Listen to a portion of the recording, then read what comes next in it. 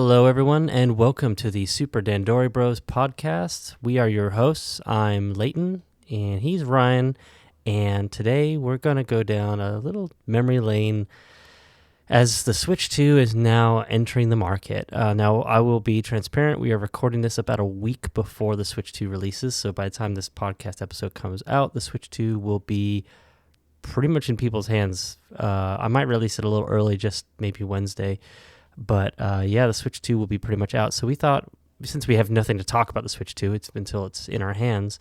And speaking of which, we never mentioned this in the last episode, but we did actually manage to get our pre-orders for the Switch 2 through the Nintendo shop. Yeah, that's a thing. That's a thing that happened. Yeah, because I think May, I can't remember what date it was that it was supposed to, May 4th, May 6th or something. Yeah, something. I don't remember. But I remember it came and went, and we were like, oh, no, we didn't get the email. But then some people said, oh, they're trickling it out. And, I don't know when, but probably a week or so afterwards, we finally, both at the same day, too, got our email and ordered our Switch 2. So, ideally, they should be showing up on the 5th of June, but they could come a little later. We didn't pay for the extra fast shipping, so... No way. I'm not going to, I'm kind of sad that I'm not really going to have time to play it very much when it comes out. I'll be busy for the entire month. Yeah. So, I'll be able to play here and there, but I guess in some ways that'll be kind of useful because then you get the really hands-on perspective of spending a lot of time with it, and then I sort of get the cursory perspective of if you only spend a little bit of time with it, how do you feel? Yeah. So that actually will be kind of interesting. Yeah, I think we'll get two different looks at it, and then it's interesting because I think I'm going to be having a work trip coming up next month, and I'm tempted to bring it with me, though there's a little part of me not wanting to do it, even though it's the perfect situation to play the Switch 2, just because I'm worried that people might try to steal it because it's so rare and new. But I'll definitely be playing a lot of it. I'm definitely going to be playing a lot of Mario Kart World and Tears of the Kingdom. I've been meaning to go back to that, and I'll have the upgraded version, so... But yeah, so that's our... But we figured since we don't have much more to talk about the Switch 2, there's not a lot of news other than the fact that it's in stores and people are stealing them. Yeah, I was going to say, when you said, oh, the Switch 2 will be in our hands in a week, I was thinking it's already in some people's hands late. Let's be real. Yeah, it's crazy. People are just absolutely nuts. So, but Nintendo did put a software lock on it so people can't be going in and messing with it. So that's interesting. But it's crazy to think, though, that it's been over 8 years since the original Nintendo Switch came out. And I still remember back in 2016 following all of the, leaks and the rumors and the NX stuff that was coming out. And I was glued to Reddit following any tiny little piece of information that came out about it. And it was a really fun time. And the Switch 2 had a similar experience that was a little bit more, a surprising amount leaked before we actually got to see the thing. I don't feel like it had quite the same hype because we were coming off of the Wii U then, where it was very bleak.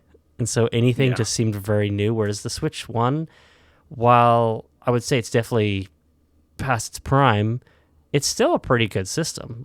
Honestly, I was just saying this to my wife the other day, if Nintendo kept releasing games for this, as much as I want the new system and I want the better graphics, I'm still having fun with this thing. They did a really good job with it, and it still looks great in my hand in the handheld. It looks great on my TV. So, but yeah, it's been a really good system. But 8 years, I don't know if that's the record. I don't think so. I think there's some other ones, but it's pretty long life for a system. Yeah. What about the original Game Boy? That one probably went longer, didn't it? The Game Boy came out in 89 and then it's hard. That's where it gets dicey because if you consider the Game Boy Color a new system, true, yeah. Then, and when did the Game Boy Game Color Boy Pocket? Nobody talks about the Game Boy Pocket. Wasn't the Game Boy Pocket it's just a smaller version, right? I think it is, yeah. So Game Boy Color, what year? So it essentially sort of be the Game Boy Micro to the Game Boy Advance, Yeah, because the Game Boy Pocket was just... It's the same thing, just smaller.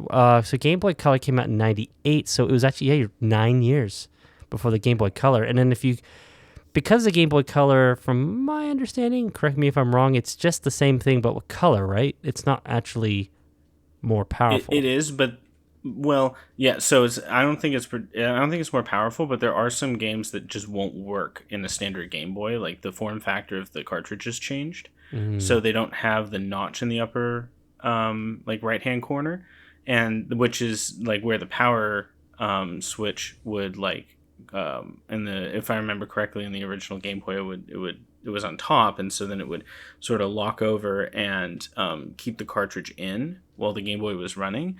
And so then because those cartridges for the Game Boy Color didn't have the notch, then they wouldn't be able to be played in a standard Game Boy. So like you could look at it almost as like a 3DS to new 3DS situation where there were some games that just could not be played on the original 3DS. They had to be played on a new 3DS. That's sort of what I liken it to. gotcha.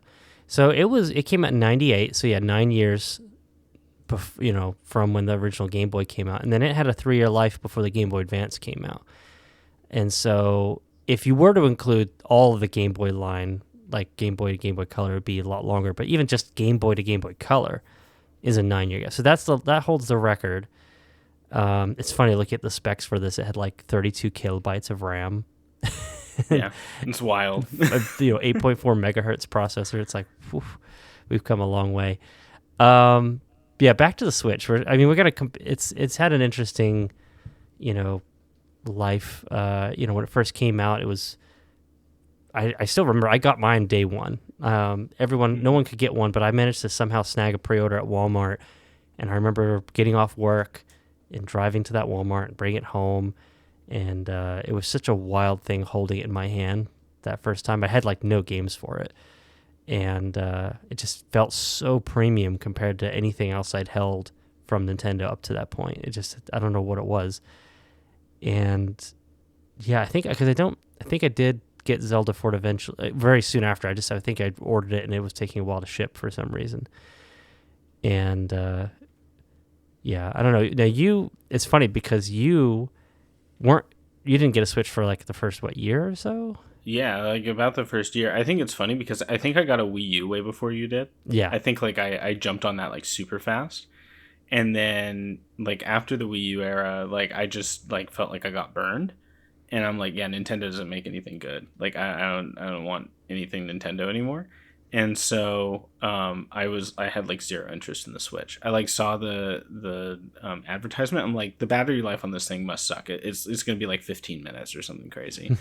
And you know how wrong I was, but I was not interested. And then it took you bringing it to dinner when the four of us, both of our wives and us had dinner, and you're just like, oh yeah, here's Legend of Zelda. I'm like, meh. And then you're like, here's Overcooked. I'm like, now you have my attention. It took Overcooked to get you to buy a Switch. I bought the Switch for Overcooked.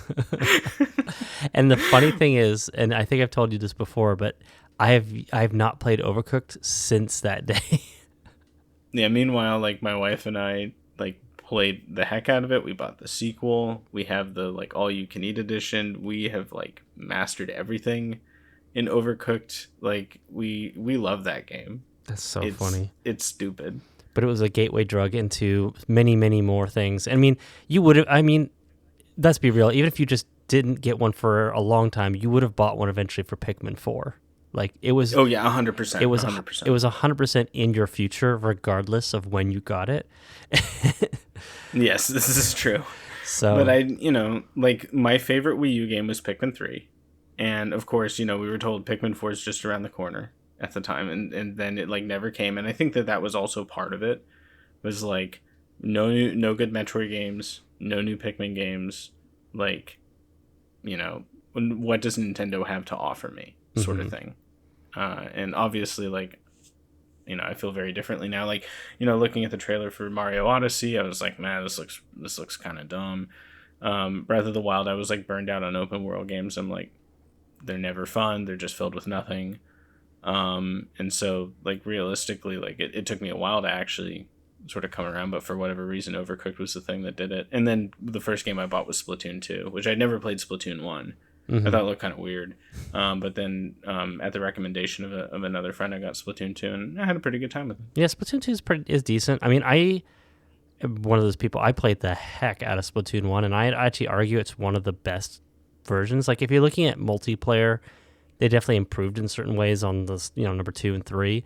But 1 was just so simple and pure, and just the music was good. They actually just released the music for that game on the Nintendo Music app today, and I was re-listening to it. And I'm like, man, the music was really good for this game. And then I just remember the levels being good, the maps really good.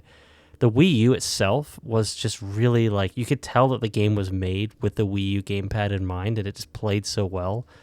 The gyro controls, being able to use the gamepad for seeing the map and jumping different places was really fun. But yeah, it transitioned pretty well to the Switch 2. I bought Splatoon 2 when it first came out, and I played it quite a bit. Didn't play as much as the 3. I beat the single player, but I just found that I was just getting absolutely destroyed. It's just because when I played the first game, there was barely any competition. Now it's there's some literal professional people that just do nothing but play Splatoon now. It's I've aged out of it. Yeah, absolutely. But you also just timed out of it. We don't have the kind of time to dump into it. Yeah, but it's to still get the perfect rolls and whatever. It's still fun. I'm glad it's done so well. It was funny. I was thinking back about how some of Nintendo's most popular franchises have come from their least successful consoles. Specifically, Splatoon and Animal Crossing are two of their most successful franchises, especially Animal Crossing now, and it came from 2 of their worst-selling consoles of all time, which just goes to show that Nintendo knows that there's no such thing as wasted time on any game on any console, even if it's the worst one, because you can spawn something that will make them millions down the road.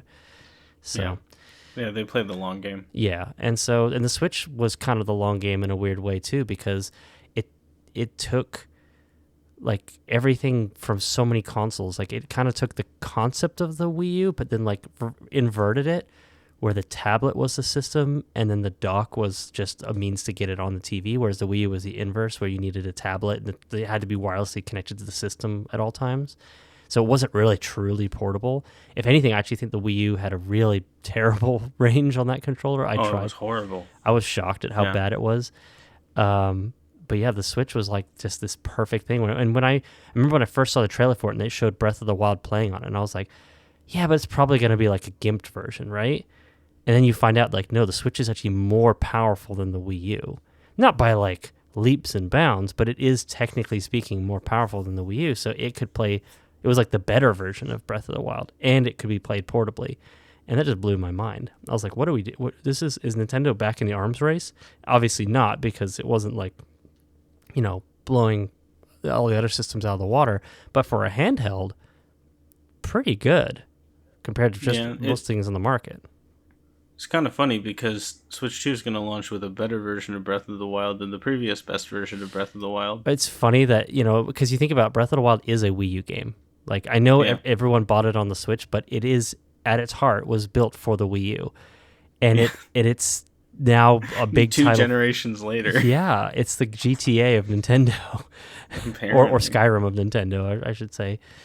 It's funny too, because that's I guess not Breath of the Wild, but Tears of the Kingdom is the one I really want to play now. But I will go back to the Breath of the Wild. I already have the DLC and all the stuff, so it's only gonna. And I have paid for the expansion pass, so it's literally gonna. I say cost me nothing, but it's not gonna cost me any more than I'm already paying to play those expansion packs. So I'm just gonna play the heck out of them. I want to see it on my TV at that frame rate with those extra texture packs and better load times, especially the load times. Holy cow, that's a huge quality of life.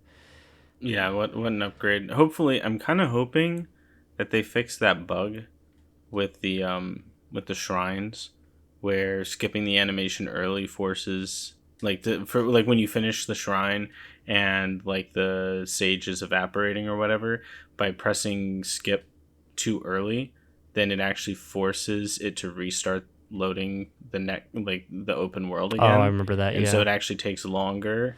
I kind of hope that they fix that. Yeah, hopefully. Because that is really quite frustrating. To be fair, I think the load times will be so fast that I don't even know if you would notice a difference. That's true. Probably wouldn't notice a difference. So, but yeah, no, try to get. I know we keep going to Wii U, Switch 2, anything but Switch.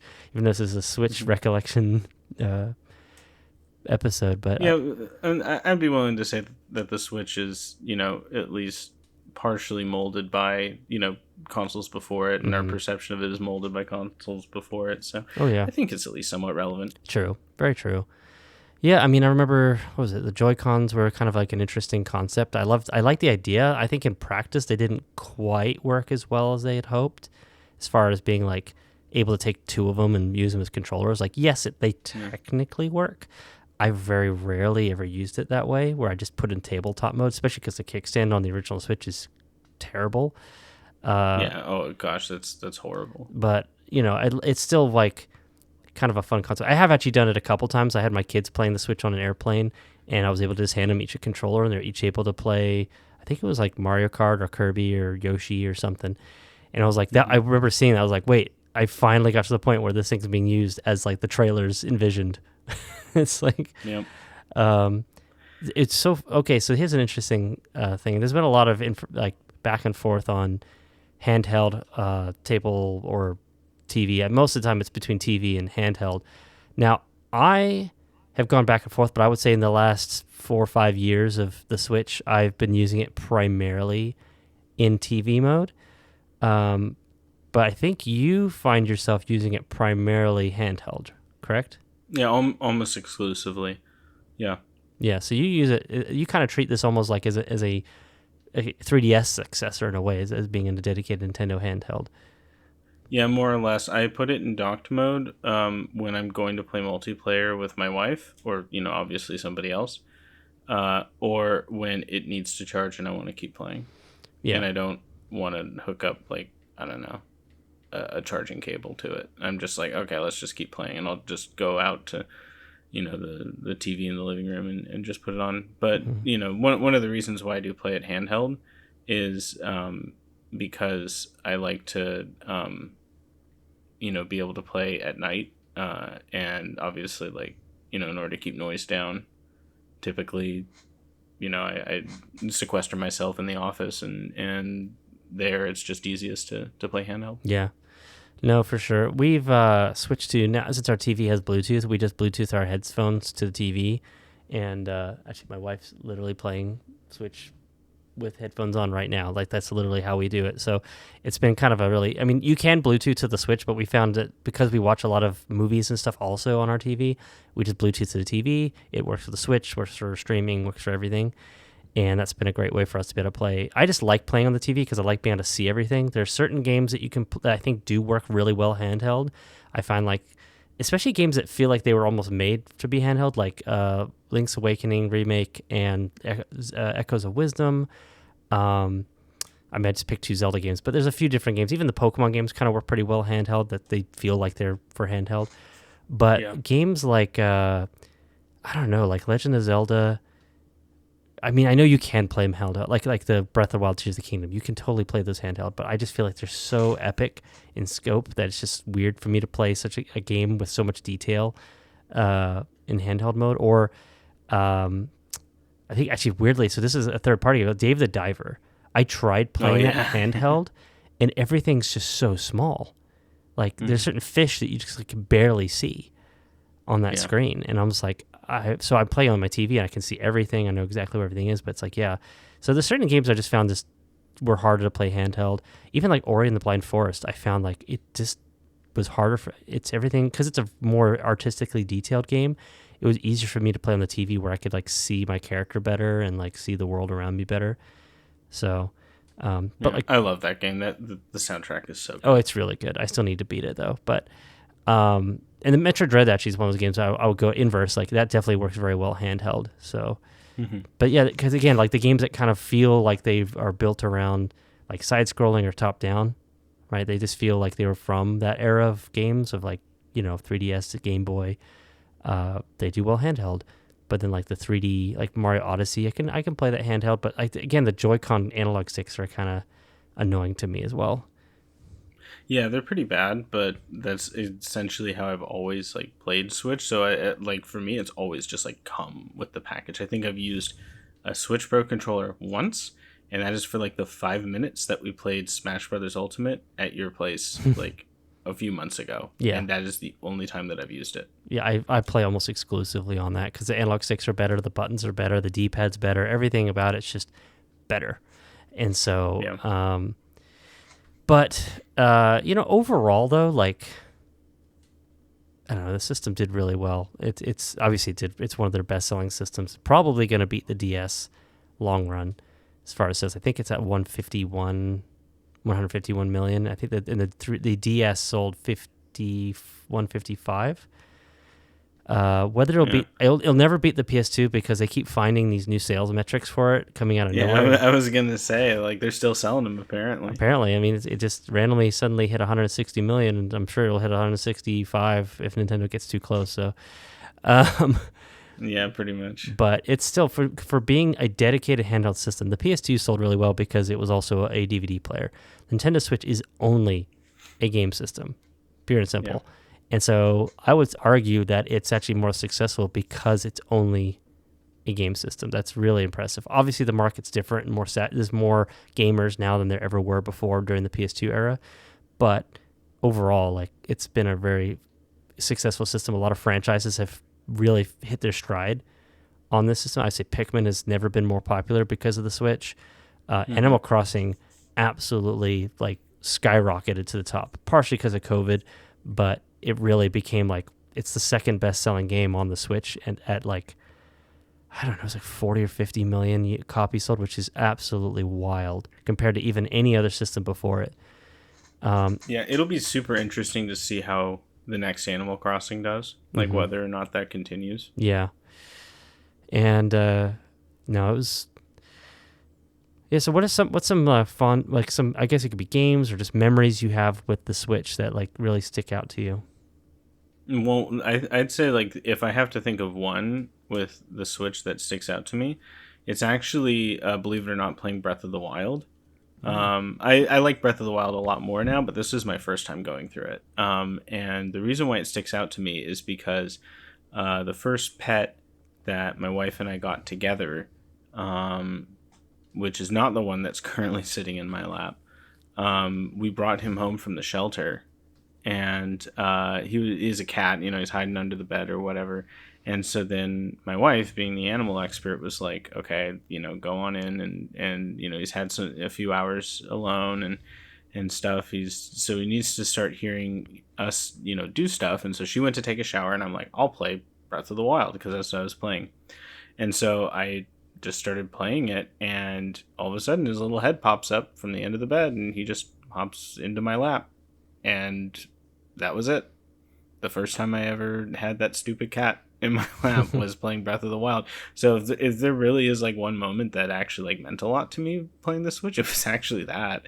Believe it or not, it wasn't even like, oh, it's the, I don't know, first console that Katie and I sort of got together. It's not even really that. It's like, for whatever reason, my stupid cat, first stupid cat. Yeah. But yeah, that's one that sticks out to me. Is there like one particular moment that sticks out to you? Man, I don't know. There's a lot of different moments that stick out to me. I mean, obviously when I first got it, but then, I got the Switch the same year I had my first kid, and it was, he was born after the Switch came out. And I remember, it's actually, this is funny too, because it's like, it's kind of about the Switch, but not. It's like, I brought it with me to the hospital, and I never had time to play it. I thought for sure I was going to be playing that thing like crazy, but didn't have a moment to even sit down and turn it on. You're just playing Breath of the Wild while your wife's in labor. Yeah, I was like, like, hold on, honey. Can you hold on a little bit? I need to beat the divine beast. I can't pause right now. Yeah, you're playing a Souls game. You just can't pause. Yeah. No. But definitely as my kids got older, it was really fun to get to share the system with them, especially like Mario Kart, and watching them kind of learn how to play games on this system. Like, this is their system. Like we grew up with, I don't know, like I don't want to date myself, but like I know the Super Nintendo was the one I remember first when I was growing up, and then N64 and the GameCube, and it was a Game Boy, of course, but my first one I actually owned was a Game Boy Advance.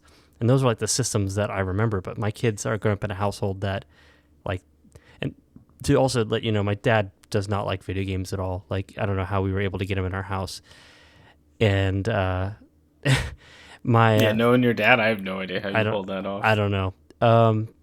but my kids are growing up in a house where the dad loves video games and they watch him play and they get to play, and it's been kind of a fun thing for them, getting to share that and watch them kind of see what games they gravitate towards. They do like the Mario Karts and things like that, but right now they're really into Pokemon. And they really, really want, like, I got the demo for Hey You Pikachu, and they just love it. So I'm probably gonna think about picking it up for them because their birthdays are coming up.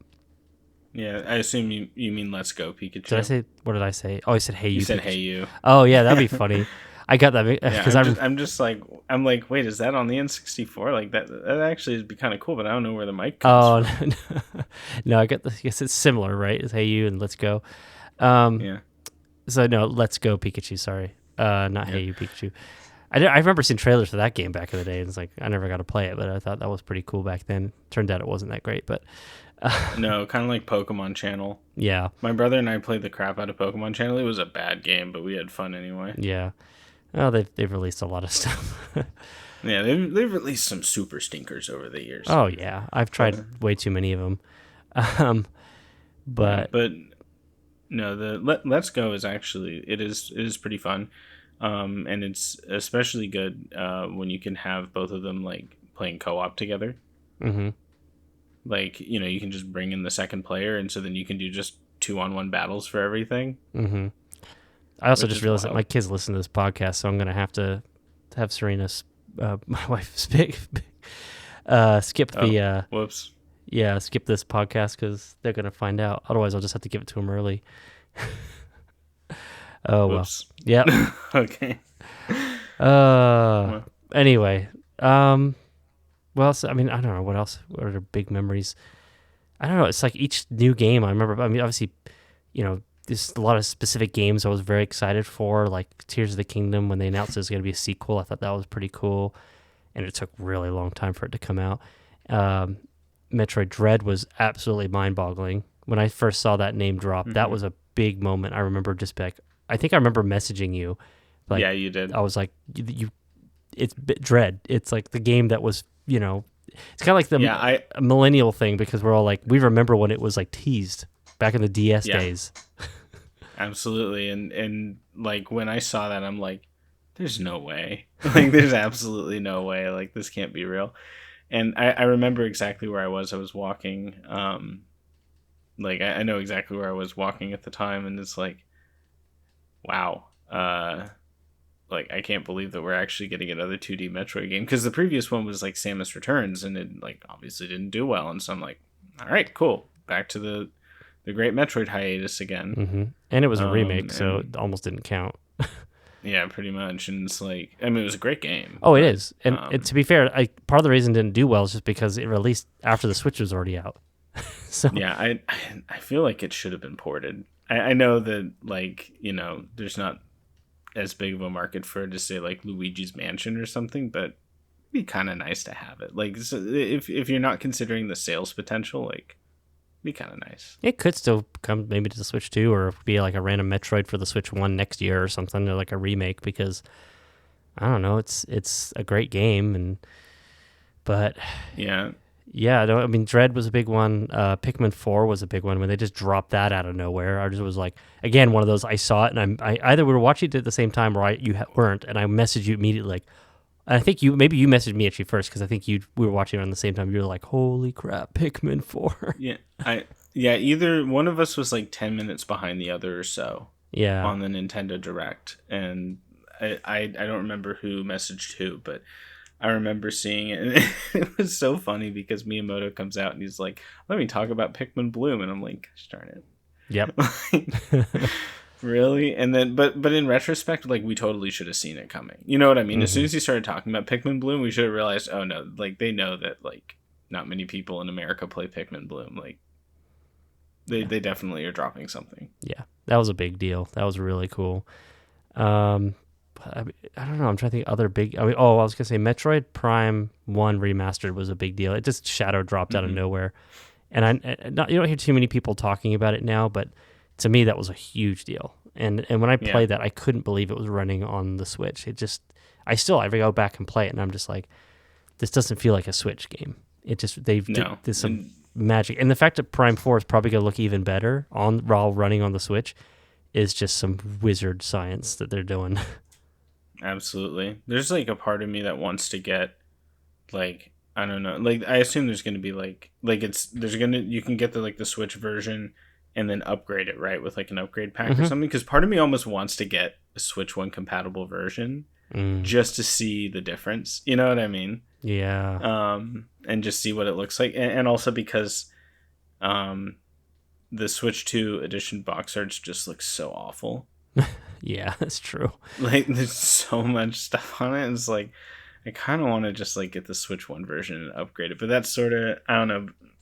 I don't know how what I want to do with it yet. It kind of depends, because I think, and I could be wrong, but my understanding is that the Switch 2 version, so the Switch 2 versions you buy with a cartridge will have the Switch 2 version on the cartridge, but if you buy the Switch 1 version, I think it basically downloads the whole game, like the Switch 2 version, to your system, and then the Switch 1 cartridge just acts like a key card, because I just don't think you can get the load times and and just patch that game that way. I just don't think it works that way. I think in order to get the faster load times, you have to have the new cartridge. So I feel, or it has to be on the internal memory. So my understanding is that it's going to be like, so if you don't want to be downloading a ton of games to your, system, then you have to get the cartridge. So now Absolutely. there's no confirmation of that, but that's just my theory about how it's probably going to work in order to achieve all the stuff they're talking about. Yeah, you would know better than me. So I'm not entirely sure. I guess I'll just find. I guess we'll find out when we actually get a few games out and see exactly how it works. Well, I'll be able to tell you pretty much day one, because I'm going to be playing Tears of the Kingdom, so I'll find out if I have to download the whole game or if it just works. I mean, I'm sure there's some obviously something has to be downloaded, but if it has to be a full game or if it's something else, though. I'm looking forward to the download speeds hopefully being better on the Switch 2, because I will say that's something that was really frustrating with the Switch 1, is that the Wi-Fi chip on it is pretty rough, and in order to get Ethernet, you had to get a special adapter, or you had to get the OLED model with the new dock. And so I just was like, and I think even with those things, like the Switch CPU just limited how fast it could download stuff. So it'd be nice to have something that can download games a little faster. Definitely. But I'm wondering how loud that thing's going to be. Knowing Nintendo, it's probably not going to be very loud. I mean, they're usually pretty good. I agree. It does make me wonder, though, like, as it gets older and gets dust and stuff inside it, is it going to eventually get loud? The Switch is it 1 like or 2? One of those things, Switch 2. Oh, possibly, but... Because, like, my PS5, for example, has gotten pretty loud because there's clearly dust in it. Yeah. I do think that, because the Switch is using an ARM architecture CPU, they tend to be very efficient and don't draw as much power, which means they don't put out as much heat. Switch 2 will put out more heat, obviously, because they've added an additional fan into the dock, so clearly it's going to put out more heat, and it does draw more power. But like the Switch playing full bore in Switch, I think in docked mode draws less power than the PlayStation 5 does idle. Really? Yeah, from what I heard from people, it's like, so it's just a lot to do with the architecture. Obviously, the PlayStation 5 is designed to draw a lot more power to get the power, the performance it gets, whereas Nintendo systems are all about efficiency. So they're cutting back a lot of times. They're cutting stuff. They have like a better chip in it, and then they just turn things off, or they underclock it to get better battery life and longer lasting hardware, because the less heat you can produce, the longer the system will last. Yeah. So we'll see, though. I don't know. I remember like playing handheld actually the other day with my Switch, and I was like surprised I could even hear the fan in that. And I've never cleaned the dust out of it, and I'm afraid to, because I don't want to break the fan. I don't want to blow air into it, and I'm afraid to take it apart. But it probably could use a bit of cleaning. Probably. So, but yeah, no, it's. I don't know. I'm trying to think. I guess that's another memory I have of the Switch 1. Yeah. Is pulling apart the Joy-Cons and replacing them a few times. Oh yeah, let's bring that up. The joysticks. Yeah. That's definitely an unfortunate blight on the Switch's legacy, is the Joy-Con drift. And Mm-hmm. I think everybody I know had at some point experienced it. I had two. It was only the left side, I think. I don't know. It's like both of them were the same side of the Switch. I had to turn. I sent both of them in. I got them fixed for free. I have a couple other Joy-Cons that still haven't drifted. One of my Pro controllers is actually starting to drift, unfortunately, but it's gotten like used like a lot. Yeah. And even then, the drift's like not nearly as bad as like the Joy-Cons were. But yeah, that was a thing. It still is a thing, Yeah, unfortunately. I've replaced the joysticks in both my Joy-Cons twice. Actually, technically 3 times, depending on how you count it. So I had the originals. They started to drift, and calibration wasn't working anymore. So I pulled them out, replaced them with some aftermarket ones. Those went bad super fast, like super duper fast. And so then they ended up getting worse than the original sticks. So I actually pulled out the aftermarket ones and put the originals back in. Oh my gosh. And then that bought me a little bit of extra time with some frustration. And then eventually I found out about the Hall effect ones, and I put those in. And I haven't had to replace them since. I have had to replace the batteries in them, though, because those did start to go bad. Interesting. But, largely they've been fine. Ironically, Katie's Joy-Con, like, we haven't had to replace anything in hers. And she has the, like, limited edition, like, Let's Go Pikachu Eevee ones, too. So I'm really glad we haven't had to replace those or anything. Interesting. It does seem like there's like a little bit of like a hit or miss with some of it. Like again, I've got some Joy-Cons that are still running just fine, and they've never like my OG Joy-Cons. Only the left side had an issue. The right side still working fine. No drift. So it's something to do with the quality of the potentiometer that they used, and like so I guess some of them just unfortunately they just were poor quality. But from what we're hearing, I don't know. Obviously, time will tell. But Nintendo's put a lot more effort into the Joy-Con analog sticks this time. They're not Hall effect, and I don't think they can be because of all the magnets they use. But they are, like, I guess just from what I've heard, they are just different qualities of potentiometer, and they're just using a higher quality one this time. That's my guess, unless they've come up with some other Nintendo-specific way of doing it. A lot of people said they feel smoother, so maybe there's some other. It's just a higher quality joystick in general, analog stick. Yeah, it's just magic. But yeah, I mean, it's funny because you think Nintendo, like, they might have looked at the Switch as like a Hail Mary, like they might not have known what was going to happen, so they didn't necessarily. They only could put so much in this thing. They were just like, we need to make this, as affordable as possible. So they might have cut a few corners here and there, though. To be fair, the Joy-Cons had a pretty decent amount of tech in those things. I remember HD Rumble was like a big thing that they showcase. I do feel like I've noticed it, but it definitely don't feel like they've capitalized on it in a way that really affects your gameplay. Yeah. Not the same way like the PS5 has with their controller, but it does feel different. Like I knew that the Rumble feels better in a Switch than it does like in older systems. Yeah, I think Rumble's hilarious because my opinion on Rumble has changed over the years. So I used to be like, I don't know, just didn't really care that much about it, like in the very beginning. And then I thought it was really cool. And then once I started, dating Katie and then, eventually getting married to her, she hates Rumble with a fiery passion. She turns Rumble off any chance she gets on anything. Interesting. And she gets frustrated when she can't.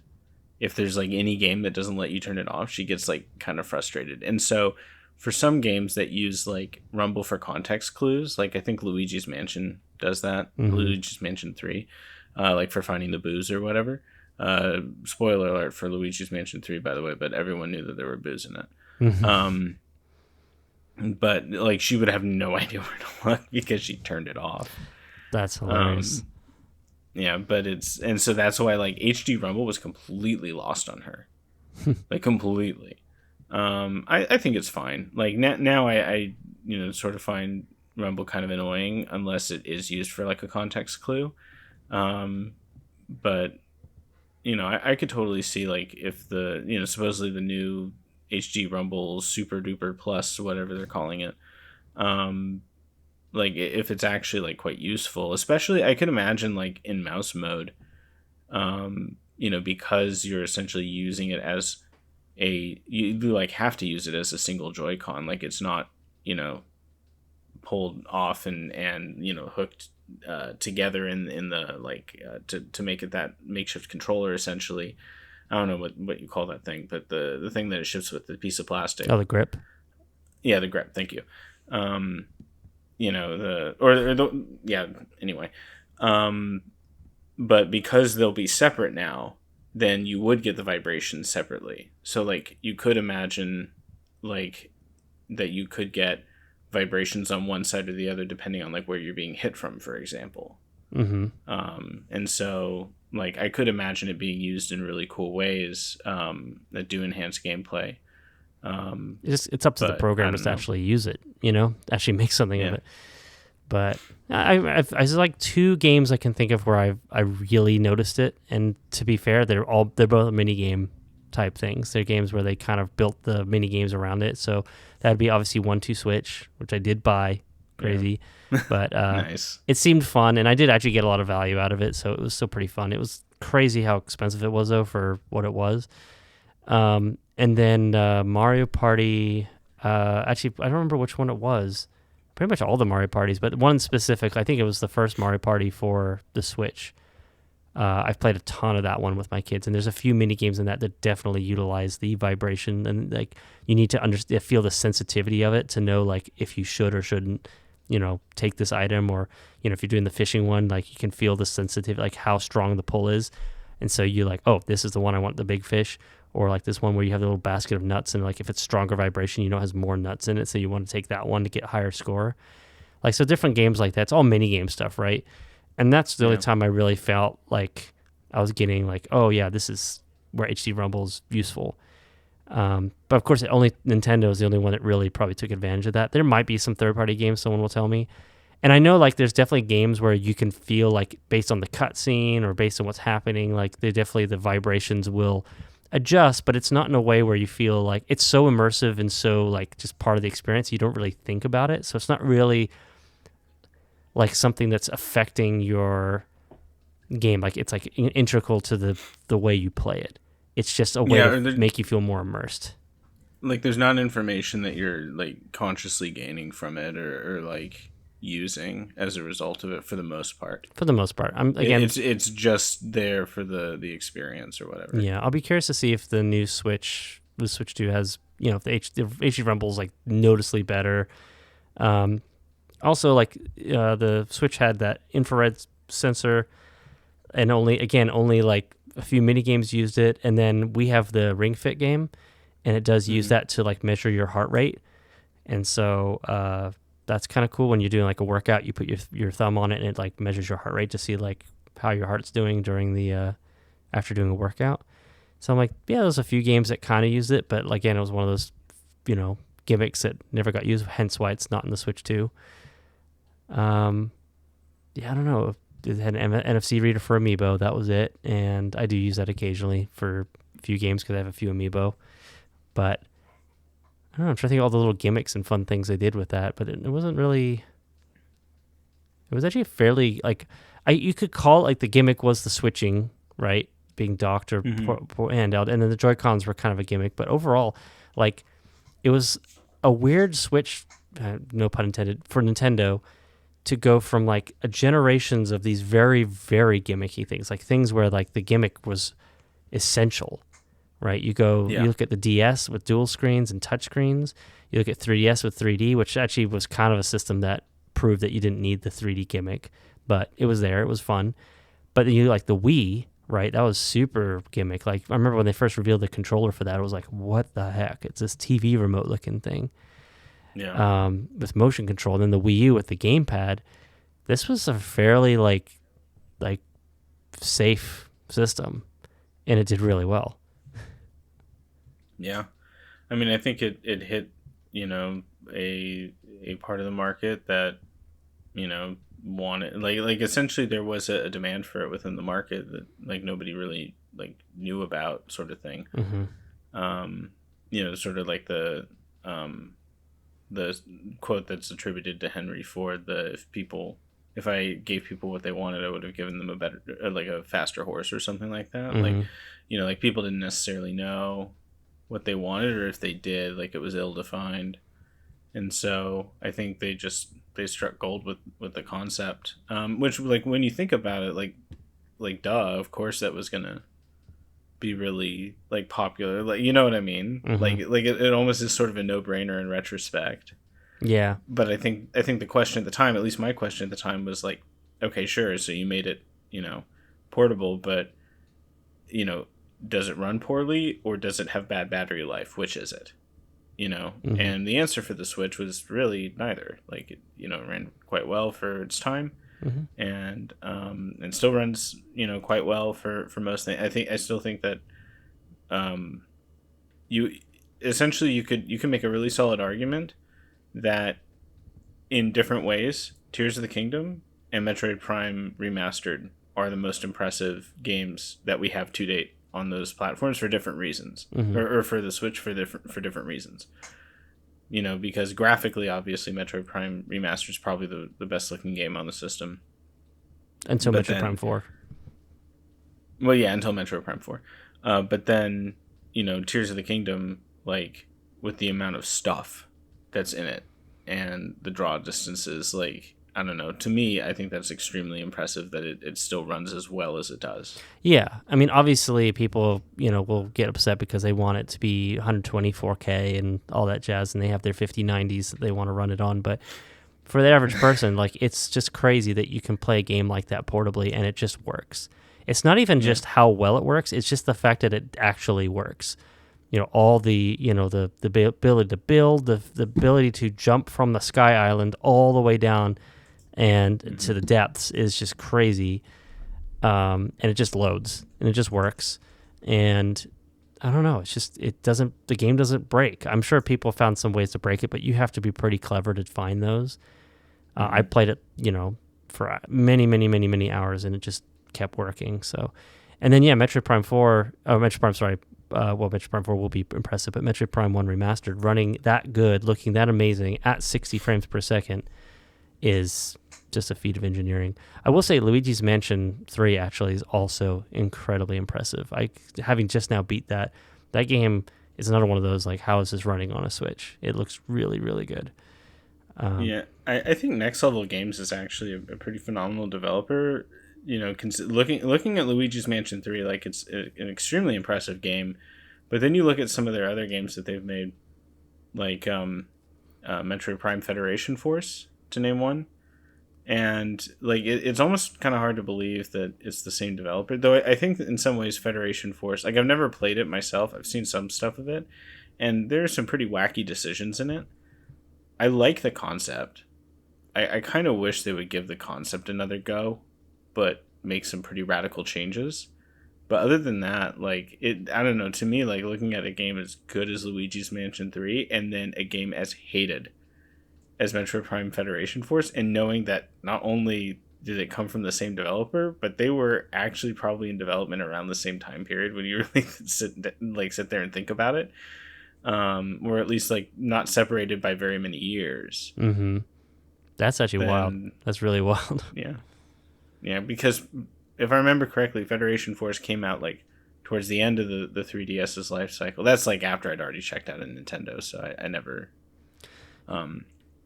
had played it. And then Luigi's Mansion 3 came out, like, what? Like 2019. 20-ish? Yeah, 2019. And, 3-year cycle, that would have been 2016 when it started development. They were certainly talking about it before then. Oh, yeah. I don't know.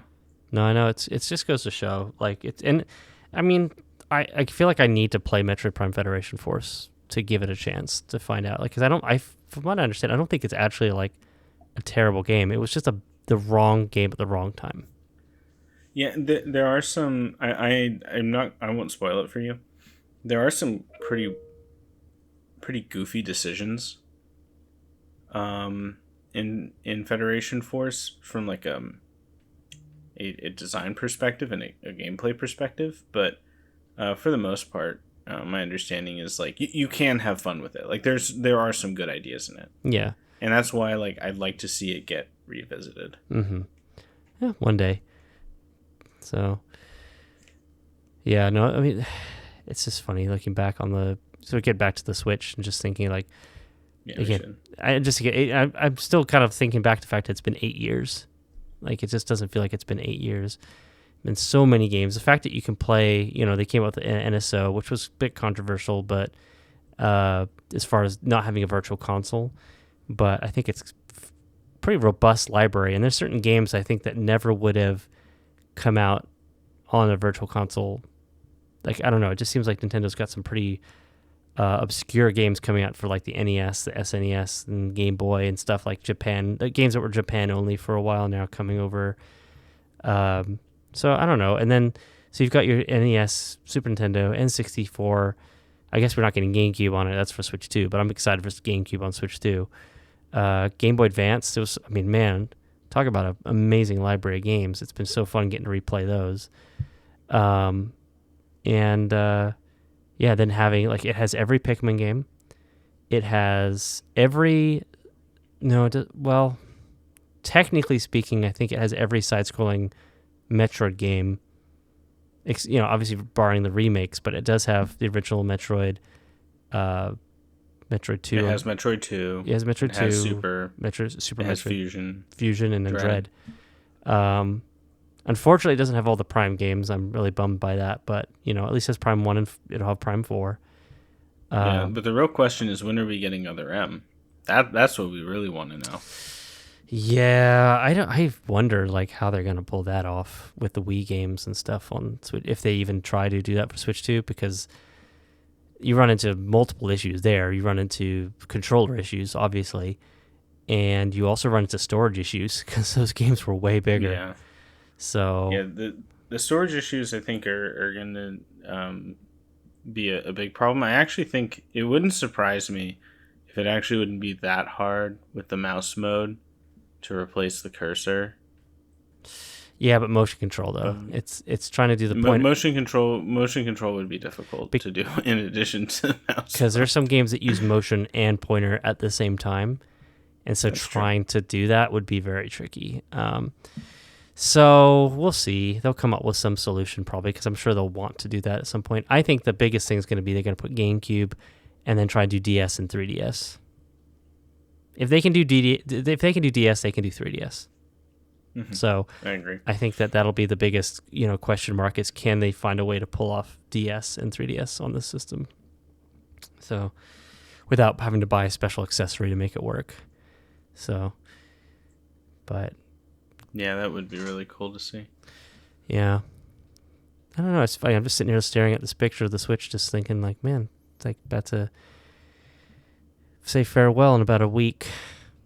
And it'll be, I'm not farewell forever. I'm still going to keep mine. My kids are going to play it, and I'll probably still play it a few times. There's still some stuff that just, I haven't figured out how it's going to work, having two systems and having the same games on them and stuff, but I'll probably still be using my Switch 2 primarily. But, it's been a good system. It's been kind of fun to have been with this system from beginning to end. I think it's the only system the Wii I got 5 days after launch, so I could argue that was the other system I had from day one.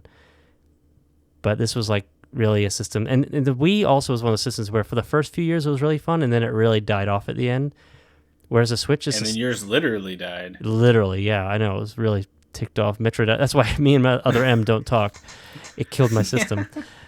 I still want to beat that game eventually, but you got all the way to the end too. I know, but so the Switch though is one of those systems where I've genuinely enjoyed it from beginning to end. I'm still playing it. It's still a fun system. I know, and it's partially just because I don't have the same amount of time to play it, so I'm still playing games that most other people have already played and beaten. And to me, there's still so many games on there that I just never even got to jump into that a lot of people love. I didn't get Mario Maker 2.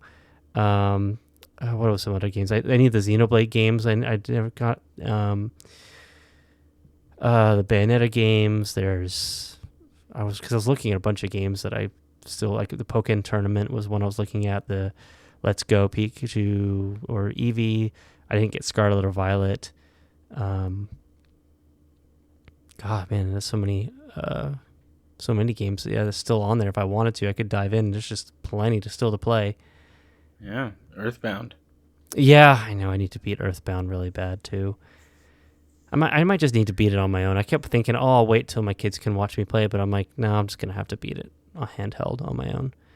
So yeah, but yeah, I mean that's the thing too. Yeah, like all the virtual console games, I've been like playing random games I never would have played otherwise. I just started playing Echo the Dolphin on Genesis just for the fun of it. Oh, nice.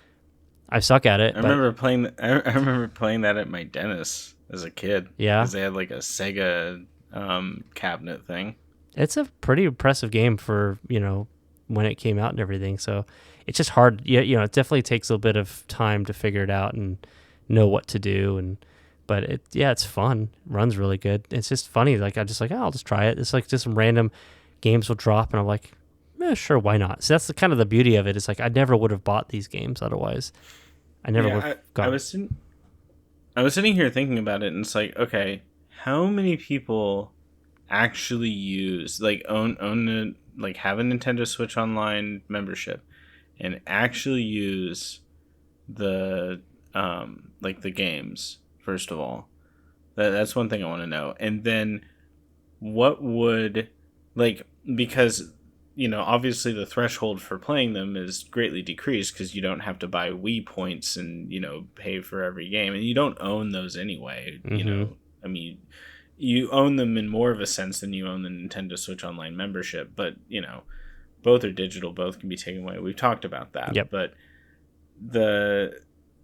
I'm just wondering, okay, because Nintendo Switch Online is relative to Sony and Xbox and their online subscriptions so cheap, for just a year membership for a single person, not including the expansion pass, how much would you have had to pay in Wii points to play all the games that you would play on NSO? You know what I mean? Mm-hmm.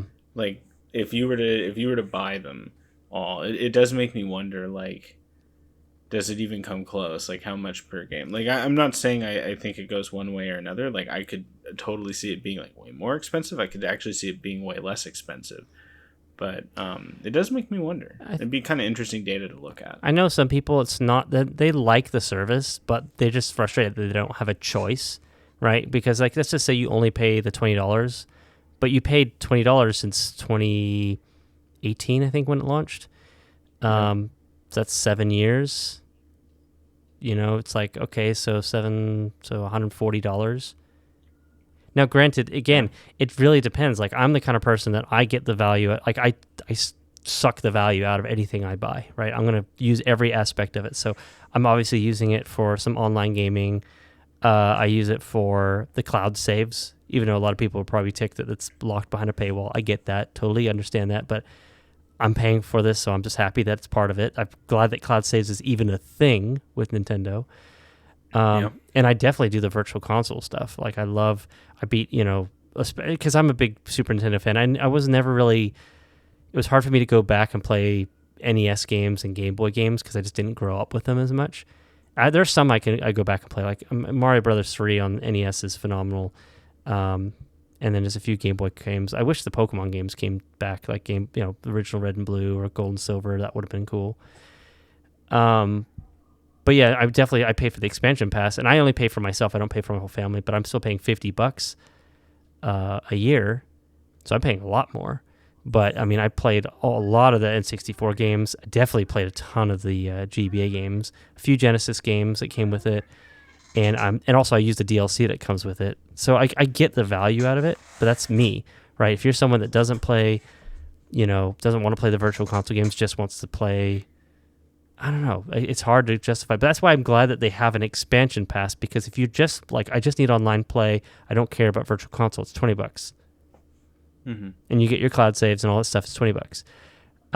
But if you're like me, who's I love all these old consoles and I love N64 and GameCube, the ones I grew up with, then yeah, I'm going to pay the expansion pass because that's an option for me.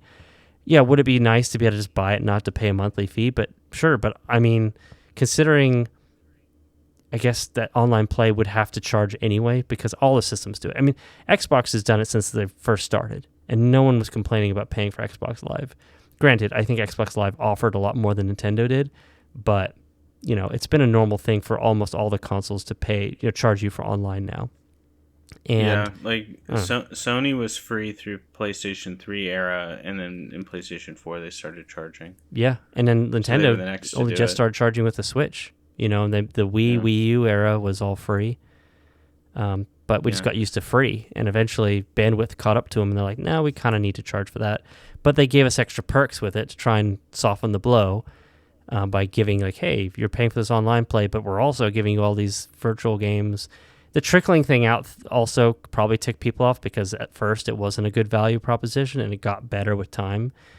It's definitely a good value proposition now, in my opinion, and it's only going to get better if you're buying a Switch 2, if you have the expansion pass, I guess. But GameCube to me is like super awesome, and I'm sure they're going to add more to that. I've bought the N64 controller and the GameCube controller just so that I can play the NSO games like the way they were meant to be played. Especially on N64. Holy cow, it's so hard to play those games with a regular controller. Oh, I'm sure it is. GameCube can kind of get away with it, but I think that having a GameCube controller is going to make it better, especially because it does have the analog triggers. It's just built the way GameCube games were made to be played. So, but and I've never been much of a collector, but this is kind of the closest thing I could say I've gotten to being a collector. Is just I'm buying these controllers, like these are because I never had those systems, so I could just buy go out and buy the old GameCube wired controllers. Actually, I do have a few GameCube wired controllers for Smash Brothers, but it's just fun to have like that controller in my hand and it's mine and I get to hold onto it, and it works with modern systems, so it's kind of fun. Definitely. Yeah, I love the GameCube controller. Like, it was more or less my first console controller that I owned. It is definitely the oldest console controller. Well, that's not true. I got an N64 when Katie and I got married because I just got hers. So I guess it's technically not true, but from my childhood, like what I brought with me, GameCube was the oldest. And I love the design of the controller. Like, a lot of people feel that like the Xbox 360 controller was like the peak like controller design. I could definitely see an argument for that. I think GameCube is extremely comfortable. Oh yeah. I think it works really, really well. I really like GameCube. I think GameCube's more comfortable. I think Xbox is more functional. Mm-hmm. Because of the dual analog ability. Like, even though the GameCube has dual analog, that C stick is just not as good as a regular analog stick. No. I think the D-pad on the GameCube controller is not that great. Though, to be fair, it's not that great on Xbox 360 either. So they're kind of a net neutral there. Yeah. Also, the GameCube only has the L and R buttons, and it has the random ZR button, but doesn't have a ZL. Yeah. So yeah, it's like it had one shoulder button or like one bumper button. I mean, yeah, but not the other. But I mean, I don't ding it for that too much. But yeah, I think for what the GameCube controller the kind of games you play with it, it's a better controller overall. Mm-hmm. But I think if you want to play first person shooters, I mean, 360 controller is better. I just like that I can use it much easier on my PC. I mean, I played all of Claire Obscure with an Xbox 360 wired controller. That's hilarious. So I still have it. It is, I think, if you're just looking for like a generic, like just good, well-rounded controller for just pretty much any game, it is the best for that. But I do agree that the GameCube controller stood the test of time as being one of the best. Especially when I think the best part about it, honestly, is the A, B, X, Y button layout is phenomenal because it's so easy to know what button you're pressing immediately. Because they all feel different. Yeah, and then the analog stick is also phenomenal, like on the left side. That thing that feels so good. Like I love that analog stick. Yeah, there's a reason people like using it for Smash Brothers. It's just a really good controller for just very fast-paced stuff and just the layout, knowing exactly where you're pressing, what you're doing. So, yeah. Anywho, Switch.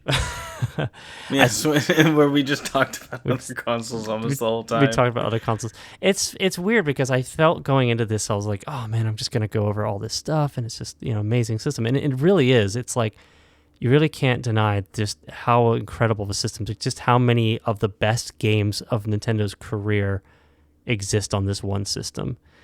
Yeah, And like this is definitely Nintendo's golden age. yeah, Like 100%. as much as people probably want to be like, no, this was, and I missed this about it, blah, blah, blah. I'm like, yeah, but like, let's just be real. Like this system has the best, some of the best games, like the best Zelda, one of the best Marios, the best Mario Kart up to this point. Best selling Animal Crossing, best Pikmin. Best selling, I would say best selling Animal Crossing. I wasn't going to call it the best Animal Crossing because I know Nope. that one's a little bit more difficult, and I could see arguments for why some of the older ones could be better because it just depends on you. I think New Leaf is the best one personally. Everyone The pretty much 3DS agrees New one. Leaf is the best one. I was playing Yeah. it again the other day, and I'm like, yeah, this game's pretty fun. Yeah, it's really, really good. I do love a lot of the new things they brought with New Horizons, and it's definitely the best looking, and there's a lot of things I love about it. But I totally agree that like they could tweak it a bit for the next game. So Yeah, if they brought what was good about New Horizons and just merged it with New Leaf, that would be exactly what we need. yeah, plus they'll have some other new gimmick they got to add to it. But In space. in space, yeah, just Animal Crossing Warfare. I'd be on board with that. And Animal Crossing Nosy Neighbors. So no, Animal Crossing Gated Community. Yeah. Just dealing That's with the HOAs and DLC. Karens.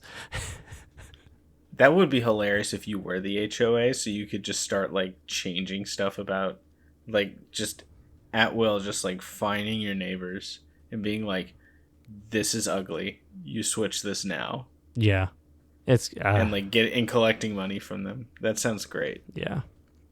But overall, I mean, so many amazing games. Metroid Dread, Pikmin 4. I mean, I know like, yeah, those are two of your favorite games of all time, and they're on the Switch. Breath of the Wild is my favorite game of all time. It's on the Switch. Pikmin 4 again, like so, just some of my favorite games ever. And this is a system I'm just gonna hold on to as long as I can. I'm so glad that the Switch 2 is backwards compatible, though. Kind of the same way I'm really glad the 3DS was backwards compatible with the DS. Like I still have my DS Lite, and I have my 3DS, but the 3DS is just arguably the best way to play both. It's just as well, especially because I have a DS Lite and I have a new 3DS XL. So being able to play the DS games on a bigger screen is just nice in general. But yeah, it's just I think the Switch 2 will probably end up being probably the best place to play a lot of Switch 1 games, other than a few exceptions. But it'll always have a special place in my heart. I am very curious to see where Nintendo goes from here. I mean, I know that we haven't even started the Switch 2 generation officially yet, but it does make me wonder, like, okay, because they have trimmed it down to one console, essentially for both their handheld and, like, like, it's just hybrid. Like, are they stuck with the hybrid, like, form factor forever? Or are they ever going to branch out to 2 again? Like, I don't know why they would, but at the same time, it potentially would allow for more experimentation. I don't know. I think that they will always have this form factor. This is their new handheld form factor, but they may add a second pillar. Kind of like how when they had the GameCube and the Game Boy Advance, they're like, oh, this is the third pillar of the DS. But the DS eventually took over the Game Boy. They could add a second pillar that takes over the Switch, or they could literally just have a Switch 3 and then just try something new, whether it's VR related or something completely new, AR related. There's a lot of new tech coming out with that. I do also think, as much as AI is a really hot button topic that people don't like, with Nintendo being so tied in with NVIDIA, and I think, you think about where AI could be in 6 to 8 years. I don't know. Like, it's one of those things where I'm like, who knows if that's going to integrate somewhat into gameplay and how games are made and played. Who knows? Like, again, like, things are changing all the time, and there could be some new technology that comes out that we just didn't even think about. Then Nintendo will find a way to do it. But I do think that to a certain degree, Nintendo will need to keep this as their bread and butter console, unless it just absolutely tanks, which I don't think it will.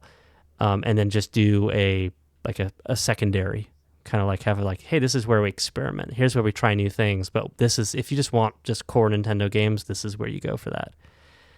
Yeah, so it just makes me wonder then, like, will it just continue being backwards compatible? Like, if it is the same form factor, like, how long can, like, how many generations can you really go? Because typically it's only one, like typically it's like, yep, Well, yeah, we can do GameCube games, and then like Wii U could do Wii games, but not GameCube games.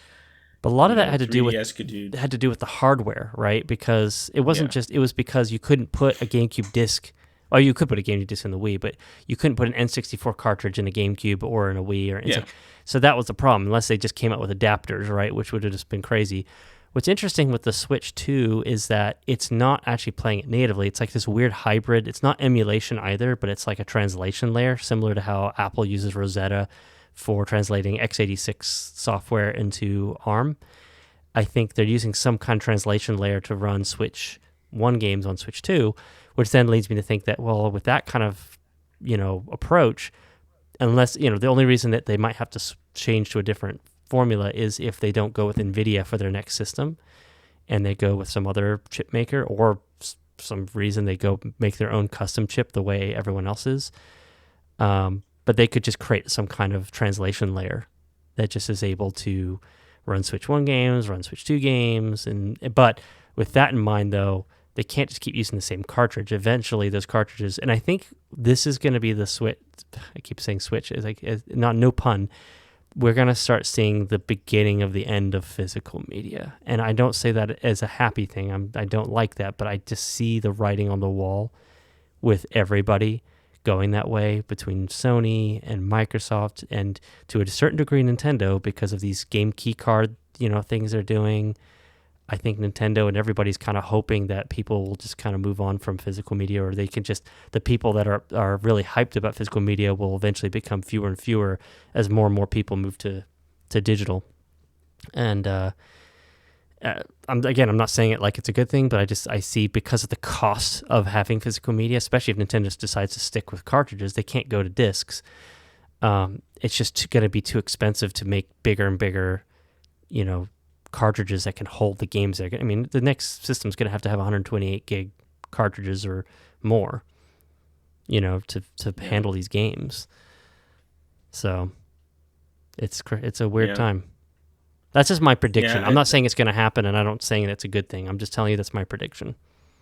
Yeah, but then, like, making the assumption they stay with the form factor, like, and let's say that they do just go entirely with digital media. There's aside from obviously the added complexity, there's not necessarily anything then stopping them from just like having a Switch 1 and Switch 2 physical media port on a Switch 3. Like, theoretically, like, yeah, Switch 3 games are only digital, but you could technically have the port, like just for the old cartridges. I'm not saying they will definitely, or that they should, but I'm saying there's technically nothing stopping them. Yeah, I could see them doing that, or having some kind of like adapter that you have to have on it, which is cumbersome, but it's there. And it just plugs into, like, assuming, like, say the next system is hybrid like this, and it has a USB-C port on the top and bottom, that you would see, like, they'd put some kind of adapter that just plugs into one, and you put the game cartridge in it, and that's how it works. Yeah. I've thought, because, I mean, you look at, like, the PS5, it has a disk drive attachment for the PS5 Pro. It just attaches on. I did not know that. Yeah, so, and I think you can use it with the PlayStation digital version. I don't know for certain if that's true or not, but yeah, you can buy an external drive to use it. So, that kind of thing's not. I mean, and actually, I think with the Xbox 360, they had that external. I don't think it was for games; it was just for movies, though. But they had an external HD DVD, if you remember those, drive. So those kind of things can work. Obviously, those are home consoles, not handheld, so that could be a little weird for the Switch, but I could see Nintendo either just flat out just saying only digital games are coming over, or some kind of adapter. For them to put a dedicated piece of hardware in there for backwards compatibility would be very interesting. But I don't know. Who knows? This is so far in the future. We don't know how long the Switch 2 is going to last before the next system comes out. We don't know what technology is coming out. What Nintendo will be like. By that point, there'll be a lot of people retiring from Nintendo that we know, like some of the main, Miyamoto will be pretty old by then. Miyamoto will live forever. Yeah, they're trying to work on an AI that basically is just his consciousness. so they can keep making Pikmin games. Yeah, they keep running into problems because it just keeps talking about Pikmin. Yeah. And they're like, no, we need you to talk about other things. We need more And Mario. the AI is like, no, Pikmin. Right. Yeah, who knows? But what a crazy gold mine. They just happened to land on with this hybrid form factor. And the fact that the Switch 2 is more of the same, even though, I mean, it is better and different in some ways. I do love the fact that they've moved to those magnetic controllers with the new system. I think that's way better. I do think it's great that they've nixed some of they got rid of the IR camera, but they did add a microphone, which is cool and interesting. I think there's a chance we'll see a new Nintendogs. I kind of actually secretly hope there'll be a new Nintendogs. I think it'd look really, really good in the system. Yeah, I think that might be my sleeper pick for what might be announced in a potential June Direct is actually a Nintendogs. I feel like that's a next year thing. I think they've got this year. I mean, I could be wrong. I think it would be next year, but it wouldn't surprise me if they announce it for early next year. I think it will eventually come to Switch 2. I just couldn't tell you when, but I do think it's one of those games that would just sell the system like crazy. It's one of those cozy games, right? You sell your Animal Crossing as a cozy game. You sell your Nintendogs as a cozy game. Get people to see the Switch 2 as more than just a hardcore system. I think that's the whole idea, is that they're going to sell the Switch 2 to all the hardcore fans. Mario Kart's your casual game, and then DK is kind of like a middle ground. But then you got your Metroid Prime, you've got your Age of Imprisonment game, you've got some other hardcore games, but it definitely feels like the hardcore gamer is going to buy it up in the beginning, and then they want to get the casuals to switch over. So then they start releasing Animal Crossing, they start releasing Nintendogs, they start releasing. Nintendogs coming back would be just such a big deal for a lot of people. So Tamagotchi Life's coming back in Rhythm Heaven, so they clearly are like, yeah, let's make some fun casual games again. So yeah, but it'll be interesting to see. Yeah, well, I feel like we've talked enough about. I say we've talked enough. Like we probably like a quarter of this talk was about the Switch one, but I don't know. It all kind of ties together, the history of like before and after, our thoughts on what we liked and disliked, and overall, like, okay, let's just round it up, finish it off. If you were to give this console score out of 10, what would you give it? Probably 9. A 9? Yeah, I would give it a 9. I think I think it is Nintendo's golden age, but I think that there definitely were some problems with the consoles, specifically the Joy-Con drift is the big one. It's so yeah. And even like outside of the Joy-Con drift, like I just don't feel like the Joy-Cons feel particularly great either. But I guess in some ways those are sort of the same thing, but they're sort of not the same thing. So it depends on how you want to look at it. But it, obviously, like probably the best library of games. Like if you had to look at of all the games available on a single console, like that Nintendo's had, like whether it's through backwards compatibility or whatever, this is probably the best one. Yeah, like easy, almost certainly. I can't really think of any reason why it wouldn't be, except that Dance Dance Revolution Mario Mix is not currently available. Oh yeah. Maybe one day. That explains the 9. Yeah, exactly. That's the reason. No, the actual reason 9 is that we didn't get Metroid Prime 2 on the Switch 1, and so therefore 9. So if I were to go like objectively rating, I'd probably go like, yeah, in that 8.5 to 9 range. But if I'm just going to give my biased opinion, it's probably like a 9.5. Like, and that's purely just because of my experience with the system has been so good. And here's the thing to keep in mind, and this is I'm just going to help round out my bias and help understand people why. It's like, I don't have any other consoles. I don't have any PlayStation consoles. I don't have any Xbox consoles. I have a PC that I got in 2019, so it can kind of run most games, but I didn't even use it to play Clair Obscur. I had to use GeForce Now to get that to even work. So my world is very much wrapped in this because I just don't have all the other game systems. So I really got a lot of value out of this system. The fact that I bought it for $300, and you can argue how much I spent on games and controllers, but like I bought the system for $300 over 8 years ago, and it still runs, and I still love it, and I still play it, is pretty amazing value if you ask me. And I did play a lot in TV mode, so I didn't get as much of the Joy-Con issues because I played so much on a Pro controller.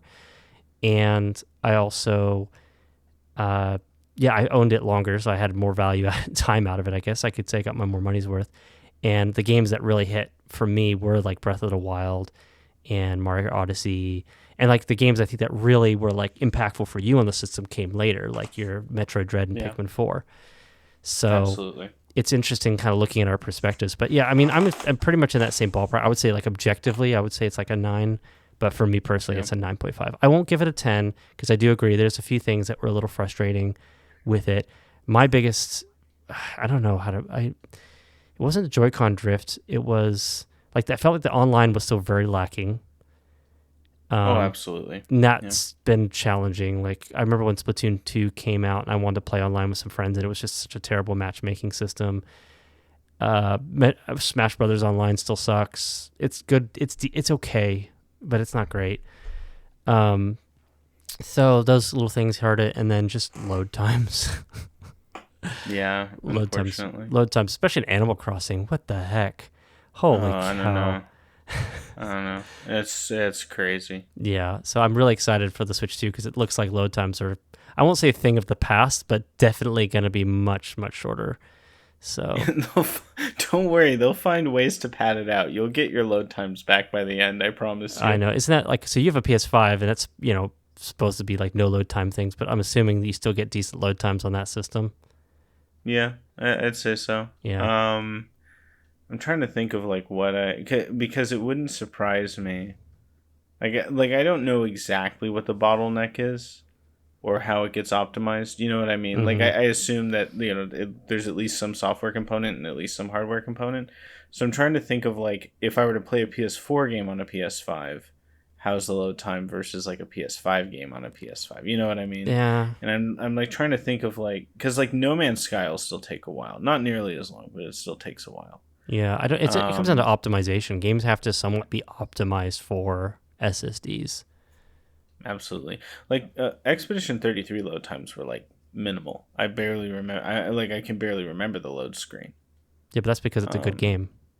And it's also it's a very good game. But no, it definitely comes down to optimization because there's some Switch games that the load times were fine, and then there's like some that were just abysmal. And Animal Crossing, I don't know why. There's just, to me, there makes no sense that game had the load times it did.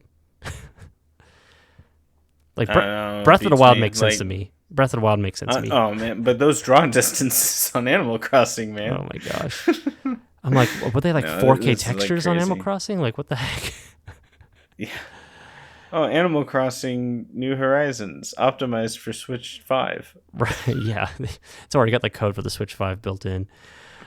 Yeah, it's like that's what we designed the game for. Yeah. That's why the load times are atrocious. Yeah, I don't know. It'll be interesting to see like how the load times work on. I mean, I'm sure like there'll be the games like optimized like by Nintendo will run amazing on the Switch 2, and then there'll be third-party ones that still just baffle you, but we'll see. I do think it'll be an interesting market, especially with more PC handhelds entering the market.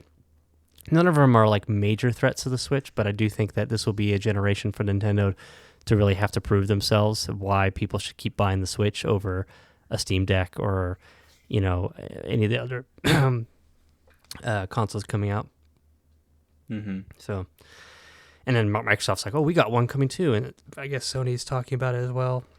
Sorry, my throat. Holy cow. Yeah, I have very little interest personally. Yeah. I mean, in a Microsoft or a Sony hand. I mean, I guess Sony in some ways, like I might be somewhat interested in it. It depends on one, how good it is, obviously how cheap it is, and then like what exactly it does. Like if it's essentially just the PlayStation, like the portal, the one that's essentially just like a screen that streams the PlayStation 5 games, like, I don't know. Like I guess that'd be like kind of cool.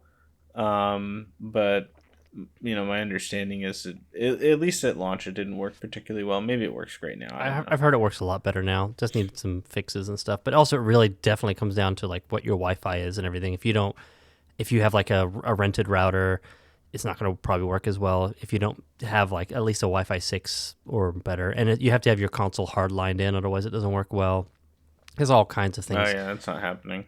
Yeah, so yeah, there's a lot of caveats, which is why it's a little tricky. But yeah, I just have a hard time seeing Sony going back to having like a home console and a handheld, because they can barely push out games right now for the PlayStation 5 as it is. Trying to split their developers between two systems again just seems crazy. I think Nintendo made the right move. And especially when they cancel 90% of their games. Yeah, because they want live service. And live service games and mobile, to me, don't seem to mix too well unless it's a cell phone where you have internet all the time. And so I know Microsoft's doing it, but I think, again, they're trying to push Game Pass and their xCloud and all that stuff. So it's more like the same way Steam Deck's just there to promote Steam. Like, it's a way to keep people. I'm not that Steam was really in danger, but like, and I know people are like, well, you can play other games on Steam Deck other than Steam. Like, I mean, come on, really? Like, everyone's playing Steam games on their Steam Deck. It's the best way to play the games on that. And so, I think that they're going to enter the handheld market. They won't compete the same way as Nintendo, because Nintendo's just the Apple of handhelds. It just works. Yeah, you pay a bit more, but they just work. Maybe they don't work the best, but they work. So we'll see. But yeah, I think Nintendo was smart consolidating everything into one system, so that all their developers just make games for one system, which is why they were able to pump out so many games this generation. And Sony kind of is doing the same thing. They got rid of the PS Vita and they just started putting all their developers on the PS4, which was why that system did so well. The PS5's done well, but it hasn't done as well because I think actually a lot of it has to do with COVID, and the developing cycle got completely messed up and hardware stuff. I agree. So it's a weird thing, like, to really point the finger at PS5 and be like, what the heck? I feel like the PS5 needs to stick around longer than previous systems, just because it hasn't even had a chance to really show what it can do. So I agree, but then with Sony like canceling a vast majority of their games, like, and those games had like ridiculously long development cycles, like, nothing's gonna be ready. I just don't know why they can't convert some of those games. I know there was a lot of live service games in the works. I'm like, can you convert those at all to something not live service? Like, is that not even... Yeah, like, I thought for sure, and I almost put money down on this, I thought for sure they were going to just release Concord as a free-to-play shooter. That they were going to pull it, and then they were going to, like, tweak it a little bit, and then they were just going to, they gave everyone refunds, and then they were just going to release it as a free-to-play shooter, as opposed to just taking the hit. Yeah. Like, I thought for sure that's what they were going to do. They might still. But who knows? I've got to rework it, get the marketing ready for it, but we're way off subject now. Yeah, we're way off subject, and, like, we tried to end this, like, 20 minutes ago. I know. Well, thank you, everyone, for listening. It's been a blast. This is the last part of this podcast is pretty much how most of our conversations go outside of the podcast recording, and honestly what inspired us to even start doing this podcast is we just love sitting and chatting about the systems and where they're going and our theories and our ideas of what's going to happen. And yeah, so maybe we'll have a few more episodes in the future that are just not Nintendo related at all, just talking about stuff. But anyway, this was a lot of fun. It's fun to look down memory lane. I'm excited for the Switch 2 though. Can't believe at least the time of recording it's a week away. Future me, when this gets posted, will be really excited because it should be in his hands. So yeah, and I will see the box be delivered at some point, somewhere, sometime, and maybe someday it makes its way to me. Yep, we shall see. Well, I hope you do get a chance to at least touch it. that would be very nice. Something tells me that Katie's going to be the first one to touch it, but we'll see. Good for her.